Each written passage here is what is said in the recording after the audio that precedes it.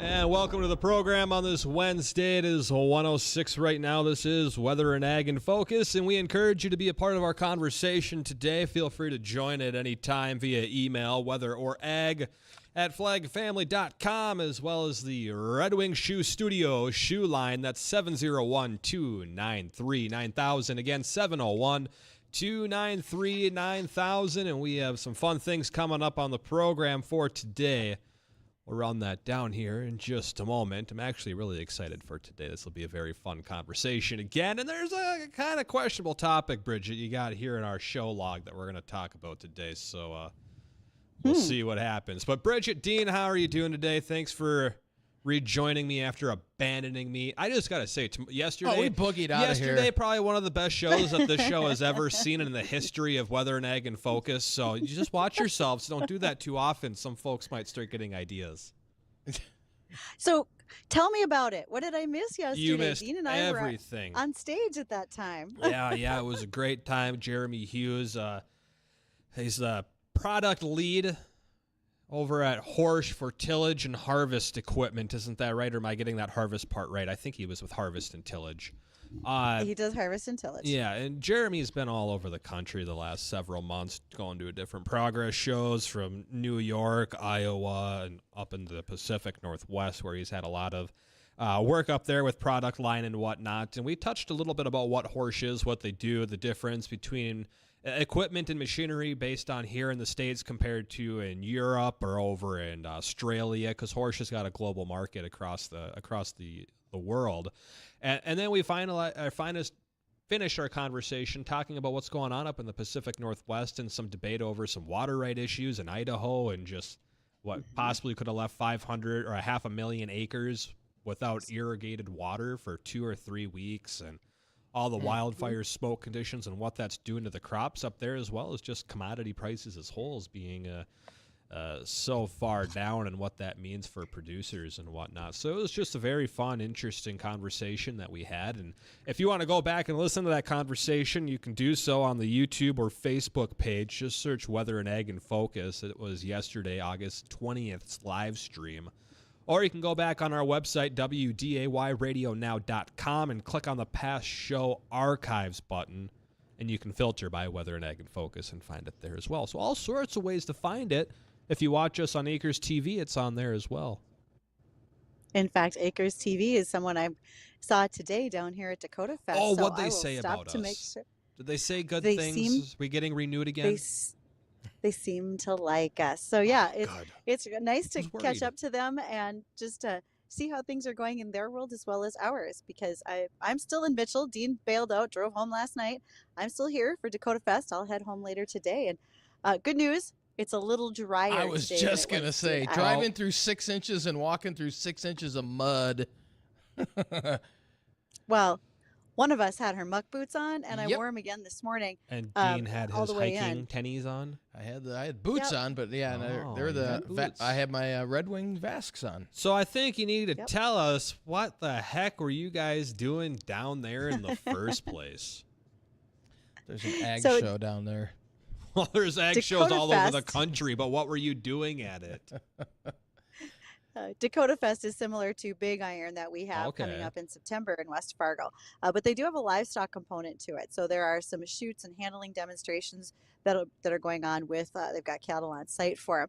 But overall, this is South Dakota's premier outdoor trade show for ag. They had all 3 of their congressional leaders speak this morning. Dean and I yesterday got to talk about the LRC and its implications to the ag industry and how folks can be using it on their farm or ranch. And honestly, through all the rain that we had, the LRC saw it. I was in the Weather 2020 booth this morning, and Bryce said, there it is, that rainstorm that nobody forecasted. And the funny thing is, all the weather apps had like a 10-20% chance of rain. And the LRC had a precip spike for yesterday, it spiked. There was plenty of rain down there. In fact, Bryce is running a special if anybody's interested in signing up for the LRC. Just shoot us an email here, weather@flagfamily.com. He's running that special through the end of the week for Dakota Fest as well. And I know there was a lot of interested farmers down there that we were talking to, Bridgette, and And it is an amazing tool. And I was talking with Gary this morning about it, and there's even more stuff that he has planned coming up down the line too. So a lot more to his business and to the LRC coming up within the next year. So exciting news, and exciting for our ag community too. And it's great teaching. It's when you're giving these talks, it's like the kid in school where, you know, he's really is this how, and then the light bulb comes on. See, the confused look like that Justin has right now, and then all of a sudden the light bulb comes on. That was like a lot of the people we were talking to yesterday, where they said, "Ah, man, this makes sense." Sometimes I'll start It was a great to sentence, see. and I don't even know where it's going. I just hope I find it along the way. You'll get it one day. You'll get it, Justin. One day we'll figure something You'll out. get it. Yeah. You'll get it. All right. So, is it going to rain again? Because I'm Sure. driving home later today, and I think I'll be able to get out of this parking lot in 4-wheel drive. But I'm just curious course. what folks might be facing for the rest of the afternoon. Of course, it'll rain again at some point. Yes, it will. Walked into that one. Yep. You don't deserve a rim shot. I on gave that. myself a rim shot. You don't deserve a rim shot. Give myself another one if I do feel entitled to. Man, I'm feeling a little entitled today. You're wasting them. You're wasting them. We got a windy day on tap for the rest of the afternoon. Winds are should I gusting waste that one too? up to 30. Sure. All right, why not? I just thought I'd give you the wind sound effects. I'm I'm here to help. It is windy. And we're looking at temperatures climbing up today close to 80 degrees. Those winds gusting at around 30 miles an hour. Clouds will thicken up tonight. We'll see thunderstorms moving in from the west as we head towards sunrise. Lows in the mid-60s. And morning showers and a few thunderstorms tomorrow. And then we'll see a break in the action, and we should even see a few breaks in the clouds, allowing us to get up into the low 80s tomorrow. Only an isolated chance of redevelopment towards evening, most of that to our east. And then Friday, we continue our warm-up with more sunshine, mid-80s, and then upper 80s Saturday, low 90s on Sunday. So a nice summer weekend. It's finally going to feel like summer this weekend. Heat and humidity return. Get out and enjoy it. It does turn a little cooler to start off next week. Right on. So, all in all, not bad. If you like the summer heat, and fall's right around the corner. Football season's starting soon, and everybody's going to start thinking about hoodies and sweatshirts and not thinking about shorts and summer and pool weather. There's nothing wrong thinking about that. Yep. It's that time of the year. Wake up in the morning to a cool, crisp day. Put the So sweatshirt many on. back to Walk outside. So many in the kids are back to sun. school, guys. Yeah. Yes. Well, anyways, we got fun things coming up on the show today. Our guest that'll be joining us, that's Dr. Emily Fox, again, from the Ashley Vet Clinic. She'll be joining us here in our 120 segment. We'll be touching a little bit about physical and mental strain on a vet to provide care, and then probably all sorts of other things we didn't plan on talking about today. That just seems to be our general conversation with Dr. Emily Fox when she joins on, and she is one of our staple guests on the show, one of our more recurring guests as well. So it's always a fun time to talk with Emily. Absolutely, because you just never know where our conversations may lead. Because Emily, as a large animal vet, not only works with beef animals, horses, she'll run across the occasional sheep or goat. Folks bring their dogs, cats, pet rabbits into the clinic. And I think it's great fun to hear what are some of the stories that are going on these days. And Bridgette, did you read that article I sent to you this morning? Okay, so you sent an article in Slack, but it wouldn't appear for me. I emailed just I like should- every I other em- message I he emailed it to you. sends. Wait, was that the one on the cattle fact? No, it's about the cows and how they have best friends and separating them. I had not read this yet. So Okay. you're saying that you're worried that if I take a cow away from you, it'll hurt its feelings? It will. Okay. We'll ask Emily about that. This was research conducted by comparing heart rates and cortisol levels. So did we strap a Fitbit on the cow I when think- you separated them? I think so. So cows have best friends, and if you separate them, they've done studies on it. Quit trying to poke people. That's my job. I don't know what websites you two read because I don't want to see your history, your search history. Well, but Yeah, we wow. don't talk about the search history, Bridgette. Why'd you even bring that up? Good point. Let's not talk about your search history. Yeah, let's not do Okay? that, all right? Goodness, cows have best friends. You know what Well, happens they might. to cows, though? How do you know? Well, they might.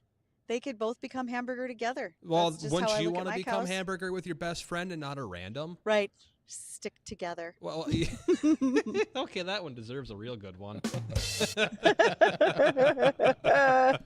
You're going to be Thought I could blended help. together, not just sticking. Anyways, a few of the egg topics we're going to touch on today. Egg at the Smithsonian. We'll hit on that one here at the bottom half of our show, as well as autonomous feed wagons and something I'm not quite sure about. This sounds like something I might want to stay way clear from, but horse you milk creeped out and by this? ice cream.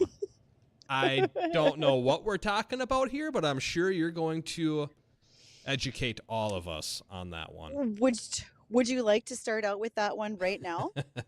Let's You hit know, it. why don't you tell me about the horse milk and the ice cream? Because this has got to be a fun conversation.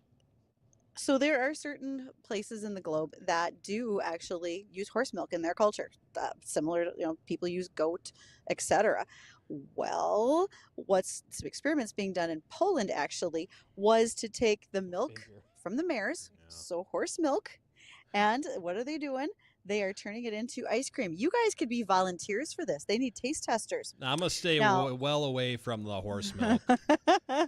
Horse milk apparently has beneficial enzymes, proteins not found in cow's milk. It's lower it in does. fat. And they did 4 different types of ice cream. They added in a yogurt bacteria in one. The second was a yogurt and an inulin, a probiotic. In the third, it was a bacterial strain called Lacticase bacillus. And in the fourth, it was lactoplant bacillus. Holy. Folks said that where they added the yogurt bacteria and inulin, it had a slightly acidic flavor. I don't want to talk about that. But if you have allergies to cow's milk, apparently horse milk could be for you, especially in the ice cream. So I'll sign you 2 up and see what we can get for you. Staying far away from the cow or from the horse milk, Bridgette. Okay. Just thought I'd offer. Maybe it pays well. I don't think there's an amount of money that's going to fix that. Okay. You guys are passing up opportunities. Not my opportunity. Anyway, while we recollect ourselves here, we got Dr. Emily Fox in the wing. She'll be joining us here in our next segment. And if you want to ask any questions, I know I got a few. Give us a call, 701-293-9000. Yeah, but she might not be able to help you with your questions. Oh, no, I bet you she can help. That's a problem. We'll be right back.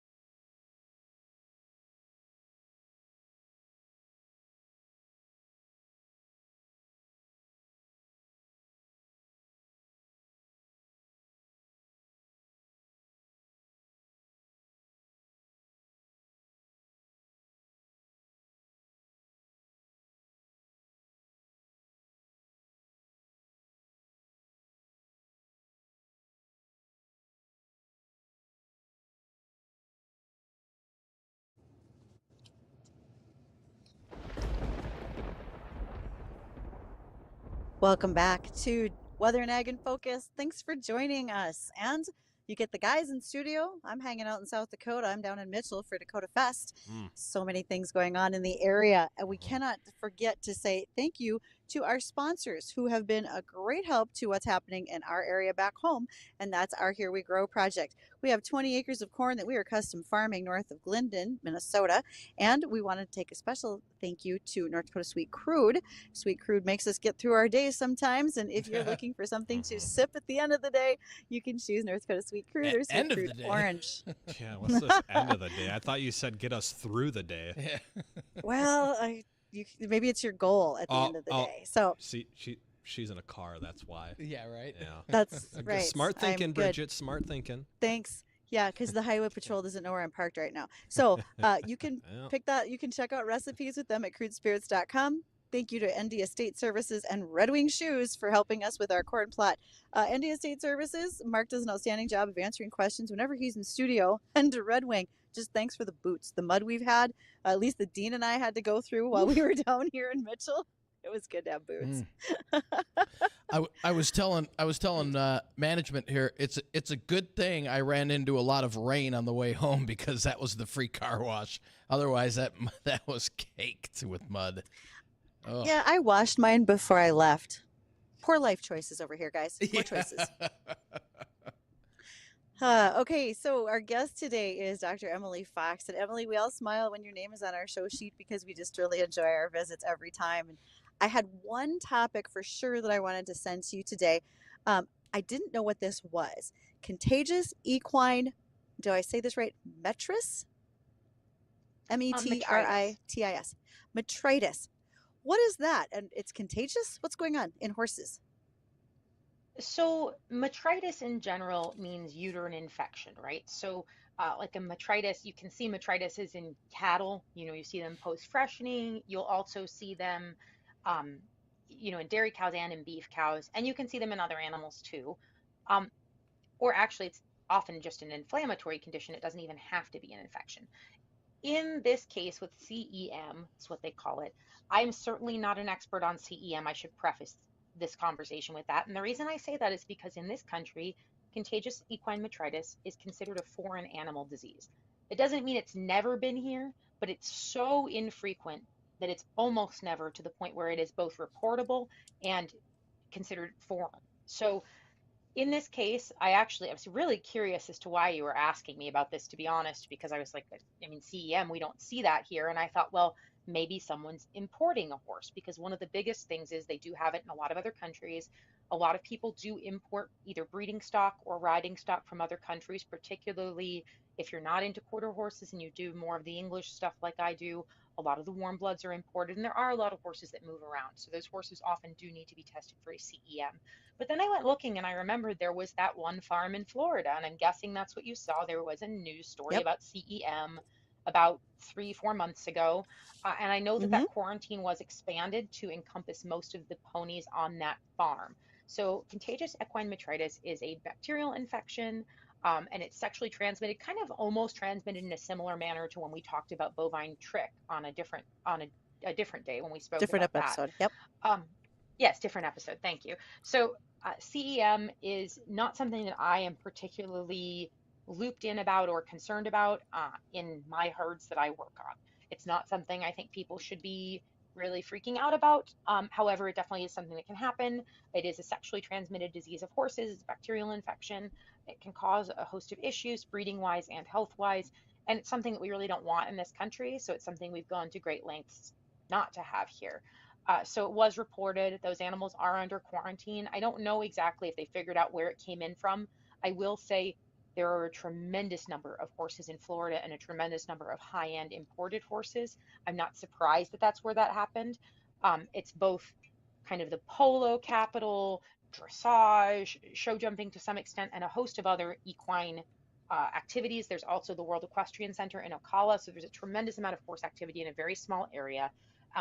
And it sounds like it was just confined to the one farm, thank goodness. I'm guessing they imported a horse, but from what I could find, I don't think that information has been released. Wow, you bring that up. I didn't realize there were that many horses in Florida. In fact, it's hard to remember that there's that many beef animals in Florida. It just seems unusual, but there we have it. Hmm. What would be the implications if that were to become a little more spread? It would cause some breeding issues, potentially some animal health issues. The biggest issue with anything spreading in the United States is the need for additional testing, right? Anytime, because in addition to being a country, we also have a lot of state-specific laws. I think it would really mess things up because there would probably be a lot of regulations about movement of horses between states. So it would probably honestly be a real thorn in my side in that regard. From an animal health perspective, is CEM serious? Absolutely.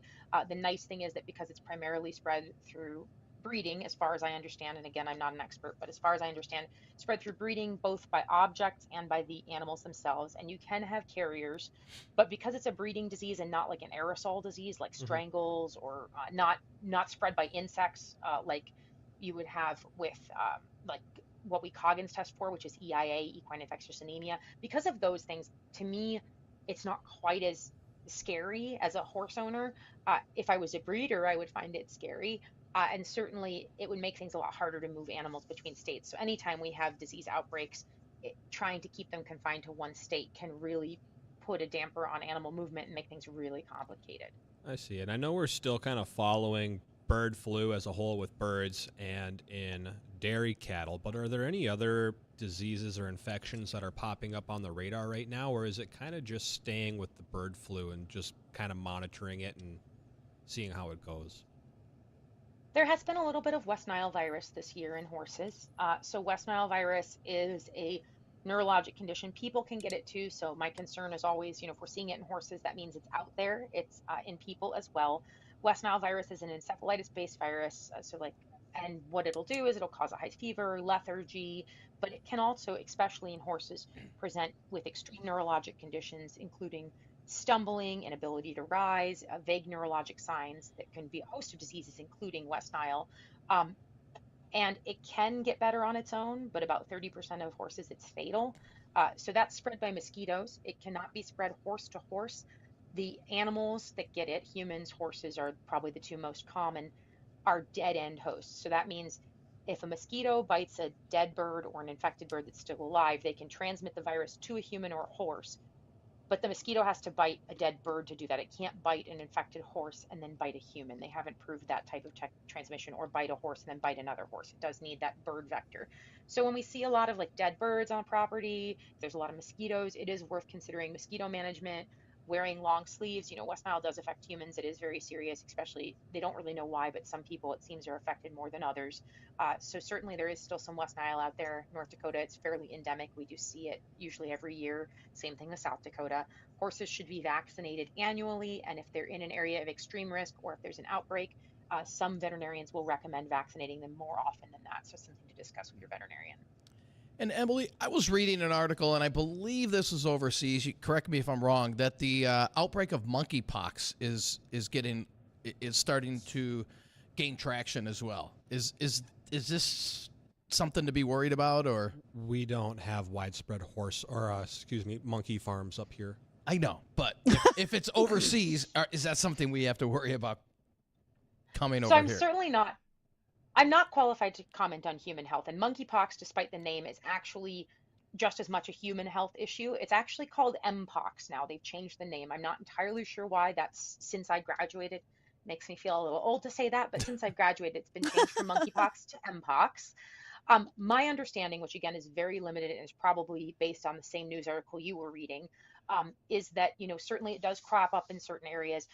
My understanding is we have had it in the States before. Is it my primary concern at this point? Absolutely not.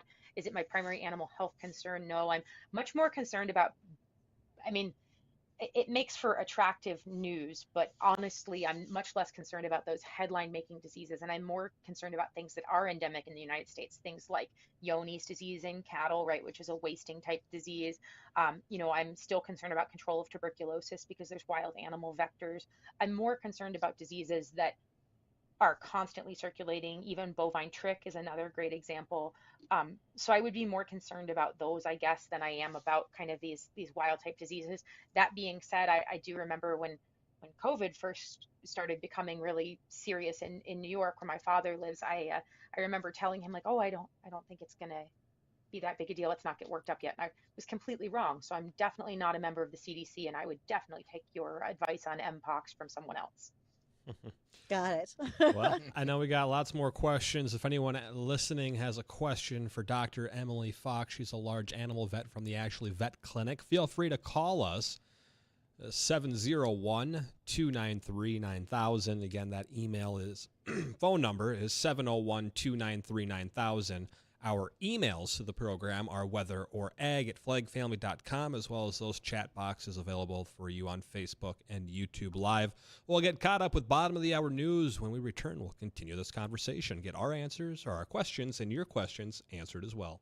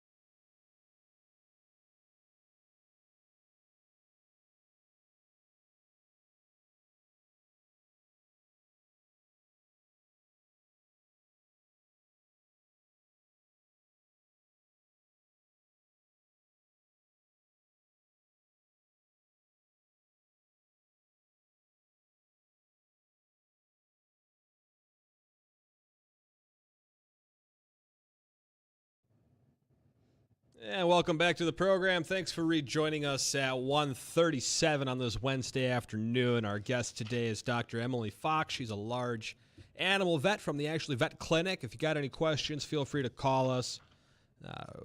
Ashley, I've been hearing some things about some competitive endurance race that was held down in Leonard. Do you want to tell me a little bit about what that is and why you were on site there during it? Yeah, sure. So I got involved in this actually because one of our other doctors, Dr. Megan, has been involved in competitive distance riding for quite a long time.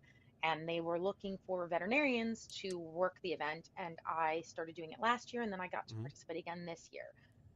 These rides are really cool. So competitive distance riding is a very big sport in a lot of different countries. It's huge overseas. It is FEI regulated, which means it's a big international equestrian sport.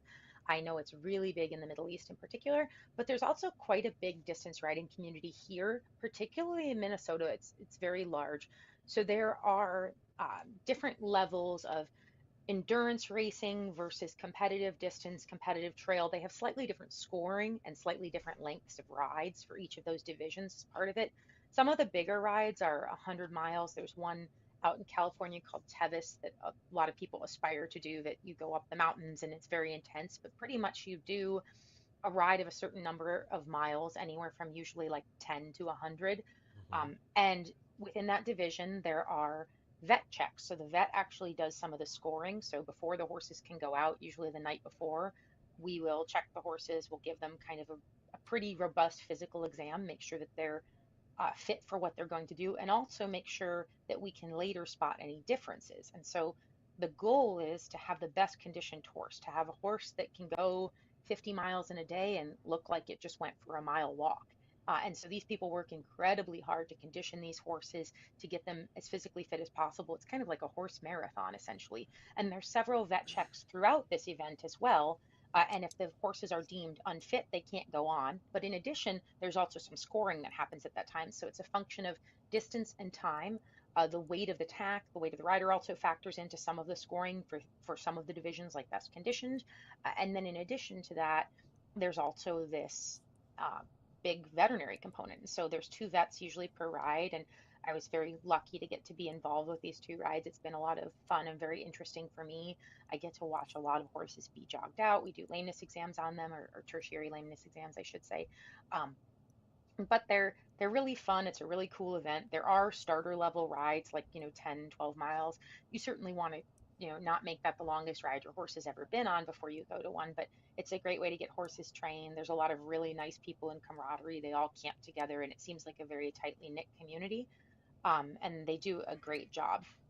See, what are some of the concerns or the fears to the safety of the animals during these to have a vet on site? What are some things that could or have gone wrong?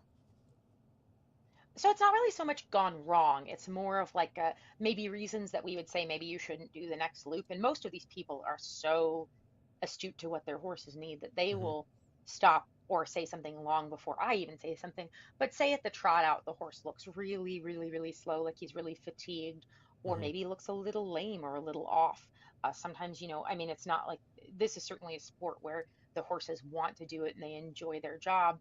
And if suddenly they just don't seem like they want to keep moving forward, if their attitude on the trot out is not bright, if they just don't seem right, if they seem muscle sore, body sore, I've heard of rides where horses have gotten a little dehydrated if they just refuse to drink while they're on the trail. And some of those horses have, maybe the worst thing that would happen is maybe they would need fluids or something. Hmm. But that actually hasn't happened at any of the rides I've been at. These people are very good at getting their horses to drink. A lot of them will give electrolytes during the ride. They stop regularly for their horses to drink. They're very regimented about when their horses are eating and drinking, what their horses are doing. These people are honestly more in tune with their horse's well-being and their horse's metabolic function than probably anyone I've ever met. It's really interesting. I see. That's cool. And I don't know if this is up your wheelhouse, so feel free not to comment on it. But how does somebody go about training their horse for endurance like that? Is that just a common thing with horses, or are you doing some special practicing to get a horse ready like that, say a person would to run a marathon versus a 5K? Sure. So I've asked a lot of them about their conditioning programs because I find it very interesting. Certainly, putting in the miles, doing long enough rides is part of it. But there's a lot more that goes into it. Some of these people, they really work to train their horses to eat and drink on the trail because it's very important for their metabolic health, which is part of this as well. So getting your horses to learn to eat while they're on the trail, which when I was growing up with the type of riding I did, we don't want our horses to stop and try to eat. So, some of that. Additionally, getting your horse to the point where they're not stressed, they're comfortable doing these things. And then some people will do a lot of interval training, like a specific amount of minutes of trot and walk and trot to work on the horse's heart rate. Some people actually use equine heart monitors to make sure they're getting up to certain thresholds, because a lot of the scoring is how quickly your horse's heart rate comes back to normal. And you can't really go out on your next loop until their heart rate comes down. So it's really essential to be able to help them be fit enough that their cardio is good too. And so there's a lot of interesting work that goes into it, and everybody seems to have a little bit of a different way. One of the biggest things is just number of hours in the saddle. And the interesting thing is there's no regulation about like what kind of tack you can use. So some people have a Western saddle, some people have an English saddle, some people have a bridle with no bit, some people have a bit. I've seen all sorts of stuff. And so the tack can really vary. You can kind of do what you want. You can train in a method that you feel comfortable with. But the main thing is certain breeds do better than others. There is a little bit of a slant towards Arabian horses. They have that slow twitch muscle that tends to be better for a long distance. But I've seen quite a number of different breeds. I've seen some quarter horses in the lower divisions. There was actually a very cool horse that was a real BLM Mustang in the 55-mile division that made it through at the ride I was at this year. I thought that was very cool. There's a lot of Spanish Mustangs, which are a different breed that's bred here. And then there's a lot of crosses, kind of horses that people, some of them don't really know what they are. There were a lot of rescue horses, I would say more so than most other competitive sports. There's a lot of rescue horses too, which is very neat. See, and are these a competitive thing, or is it just kind of a casual thing that people come together at? And sure, depending on what the length of the ride is, but let's say we'll use a 55-mile category that you had just said. How long is it taking someone to do 55 miles? Is this kind of like a walk, a trot, a walk and run? What's the time frame on these? I want to say it's like 6 hours, but it might be more than that. To be honest with you, I've forgotten because there's holds in the middle. So that kind of stretches out the time a little bit. They have to hold for half hour here, half hour there. But most people are mostly walking and trotting. You can do some little canters and stuff. You just have to be able to balance your horse's heart rate and all those other things to make sure you're not overdoing it, especially on the first lap, because they're going to be more tired the second way around. So kind of depends a little bit per horse. And I think that your second part of your question, if I'm correct, was, is it competitive? I think that really depends on the competitor, like any sport. Some of these people are very competitive about it, absolutely. In a very friendly way, in a much nicer and more friendly way than I was used to with the type of riding I grew up competing in, but still definitely competitive. I mean, we can haul Dr. Megan in here and ask her. She won't admit how competitive she is, but she's competitive. And they do win year-end awards. I mean, it is a big deal. They have an awards thing at the end. They announce the awards, but everyone is really supportive of each other, which I love. And they're really nice to new people. Every time there have been a few new people at the ride, they're very welcoming. I know in Minnesota, they actually have a intro to endurance kind of clinic where you can go and learn and see if this is going to work for you and get some real sage advice. And I think it's a great way, especially for people who either don't have an arena or don't like arena style riding, to still have a goal to work towards. You have to be very committed. Even if you're not competitive with other people, you have to be willing to go out on the crappy days to keep your horse conditioned. There have been days when Megan has gone out and ridden her horse where I'm like, are you crazy? It's hot, it's buggy, I'm not riding. And that's the difference, right? These people are very committed to their sport. And I think it's more almost competing against yourself too, and getting your horse better. But I think it's a great sport for people in North and South Dakota to be aware of as well, because there are a ton of rides. There's a couple in North Dakota. I believe there's some in South Dakota now. There's quite a few right over the border in Minnesota. There's a really nice one in Maplewood State Park. And these are really, really neat events. The threshold for entering is not prohibitively expensive.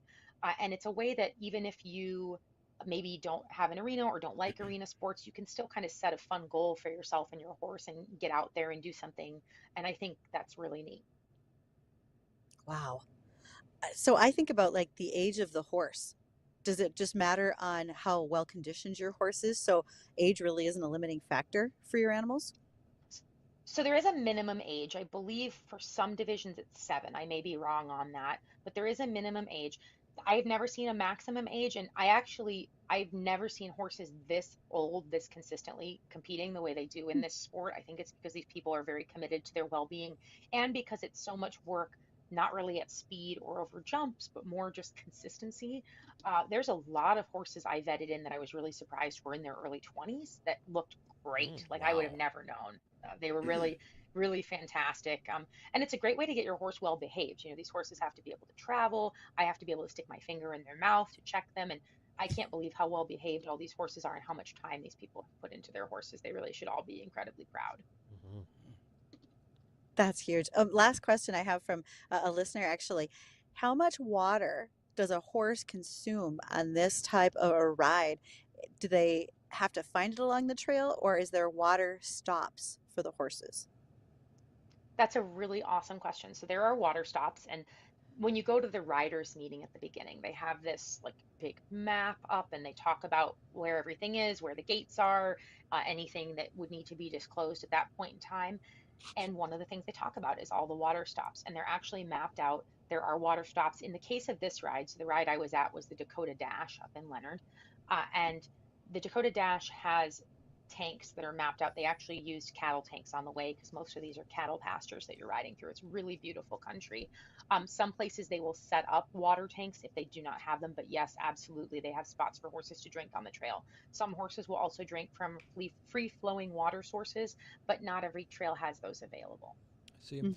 Well, Dr. Emily Fox, I want to thank you for coming on and talking with us about this event and other things about health with horses. If someone's listening, they got more animal health questions they want to ask you, or maybe they need assistance with something, or they're just looking for a new vet provider, where could they go to get that kind of information or in contact with you or the vet or Sure, we clinic? have a Facebook page.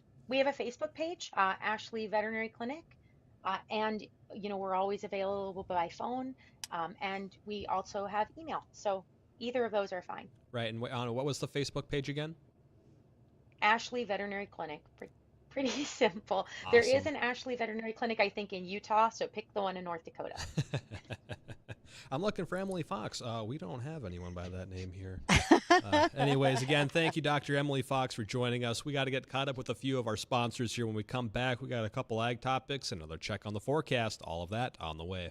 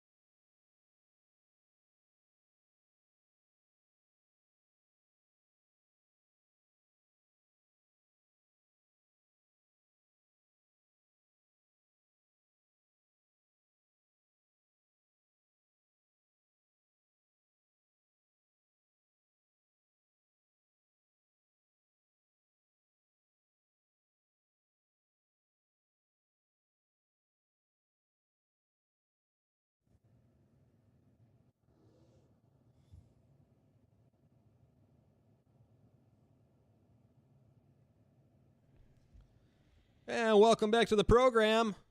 Thanks for rejoining us. 152, 54 right now this afternoon. And temperatures outside sitting at a cozy, let's say 78 degrees right now with 30-mile-per-hour winds out of the south. And boy, it's been a while since we've had a good old stiff south wind. Mm-hmm. How long is that wind going to last, one might be asking, and what's the chance for some showers and thunderstorms, because I've heard that there may be a few rumbles on the way. Dean, what say thee? There could be as we head into late tonight, Really? but we're gonna hang on to the winds as we head into the afternoon. If you have any outdoor plans, it'll be dry, but it's gonna be windy. Those winds. So you're saying my softball tournament tonight's going to be good? Is the wind blowing out or is it blowing in on a south wind? Well, we're playing on it'd be blowing out and across on the two diamonds. It's a little crosswind. Okay. Well, cross and out. Okay. Cross it out. That's good for you. Yeah. I've seen you hit. Yeah. Chopping wood. Yeah, no kidding. Straight out of the park, though. Yeah, That's right. the weird thing. I know. But yeah, pretty stiff south wind and gusting up to 30 for the rest of the day. Highs close to 80. And then the clouds will thicken up tonight. We'll see storms developing out in the western part of the state, moving eastward. And those should arrive close to sunrise in the valley, a little sooner out west. Mid-60s overnight. And then some morning showers and a few thunderstorms tomorrow morning. Then we'll see partly cloudy skies in the afternoon. Not as windy. Southeast 10 to 25. Highs around 80 to the lower 80s tomorrow. And then Friday, mid-80s. Saturday, upper 80s. Sunday, 90. It is going to be pretty breezy and humid over the weekend. It's really going to feel like summer. And then a cold front should arrive Sunday night into Monday, bringing us some showers and storms, and then cooler weather to start off next week.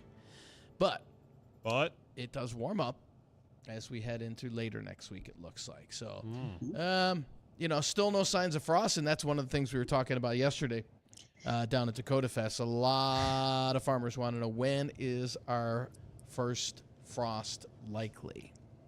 Yes, because there's a lot of corn out there that's not as advanced as those would like it. And let me preface that by saying the corn might make corn, it might get to maturity, but will it dry down?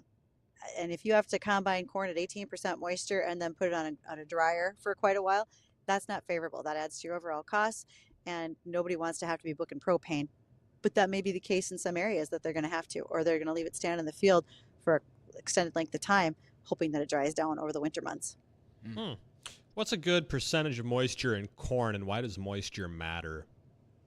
Moisture matters because of the fact that if it's too wet, you're going to leave that in the bin and it's going to essentially start to rot. Remember, grains get hot when they're wet. So you could have a whole bin that gets hot, it gets heat damage.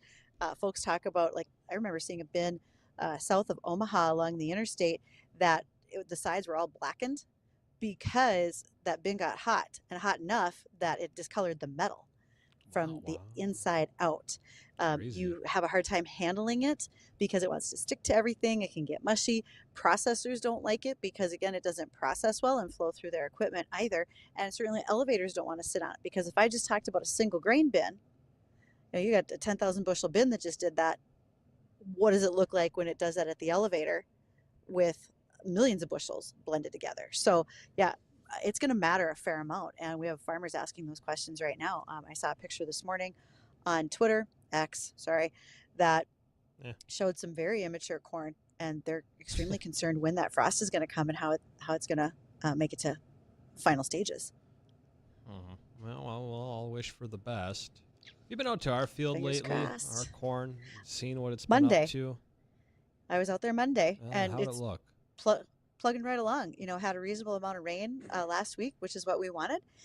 We are currently, moving along towards our final stages before harvest. Really, when we get to Labor Day, I always think about that's our time frame where we start to see the crop turning. We're going to see less green corn, more brown corn as it starts to dry down. That'll really be accelerated once we have a frost. And soybeans. I already saw a couple of yellow soybean fields up in my neighborhood, northern Cass County. And I just laugh because it feels like Labor Day comes and boom, those soybeans give up the ghost and turn yellow and they're ready for harvest. there were some that were kind of jumping the gun last week already. They're ready to Indeed. roll. It was fun last year when we grew soybeans to kind of learn how that whole process works and everything about it. That just kind of ties into our Here We Grow series. Last year we did soybeans. This year we're doing corn. Had like 26 episodes last year. I think we're on episode 15 or 16. I don't know. We're somewhere around there this year. But if you want to watch a documented process on what it takes to grow beans and corn and kind of follow our journey along learning how to do it, you can do so on our Facebook and YouTube page. Just search for Weather and Ag in Focus. And then the project name is Here We Grow. And I think that'll about wrap it up for us today. We appreciate you joining us, listening, asking questions. What's coming up next? Jay Thomas Show's coming up next. Before we go, have you ever heard an armadillo?